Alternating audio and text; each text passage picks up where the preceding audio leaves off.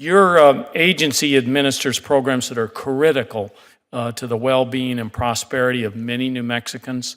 And while there are many programs that have a significant impact on housing conditions in New Mexico, things like supportive housing, especially for veterans, and homelessness prevention to loan guarantees, I'd like to focus on a couple of concerns I hear the most about. The first one has to do with low-income housing tax credits in rural areas. As I travel across New Mexico, and especially in southeastern New Mexico, I hear from local elected officials and economic development groups that the lack of affordable housing is limiting economic expansion. They're having big economic expansion, but they don't have affordable housing. Approximately 1/3 of New Mexicans are renters, and half of them pay more than 30% of their income towards rent. The low-income housing tax credit is one of the best tools to increase the production of affordable housing capital projects, and I appreciate your efforts to continually improve the program. Can you speak to how you see the proposed changes improving affordable housing production in rural areas? Absolutely. First of all, as you know, Senator, the decisions about the allocation of low-income housing tax credits are made at the state and local level. And I think it's important that there be a focus on how those are allocated and to make sure that the rural areas are getting their fair share. But the fact is that given the rental affordability crisis that I spoke about in my opening remarks, we must do more to provide funding. That's why we believe the home program is critical within HUD's budget, in addition to the CDBG program, which I spoke about. It's why the president has spoken out that we should not just maintain, but actually increase investment in low-income housing tax credits with any tax reform. And finally, it's why the administration is fighting so hard that as part of the housing finance reform bill that's being considered by the Senate Banking Committee, that we ought to increase our investment in a National Housing Trust Fund, as well as other investments that would increase the investment in affordable housing, both in urban and rural areas. Thank you very much. And one of the other areas I hear a lot about is Native American housing needs. Sadly, housing conditions in Indian country continue to be substandard. According to 2012 data, over 25%, or almost 274,000 of American Indian housing units have severe housing needs. 28% of reservation households lack adequate plumbing and housing, and despite these conditions, the lack of housing is so great that overcrowding continues to be a problem.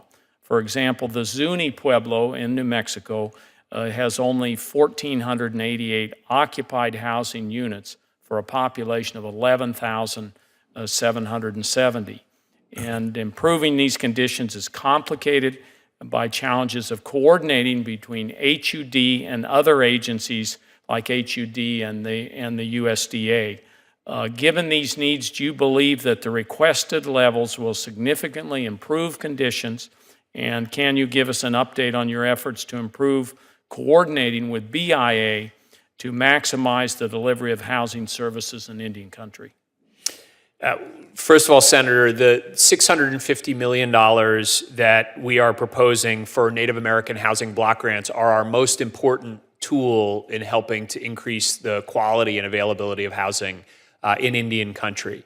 I would not tell you that I think it is enough. I would like more investment there. And in fact, we are well underway of a comprehensive study of housing needs in Indian country, which show the terrible, terrible conditions that you talked about.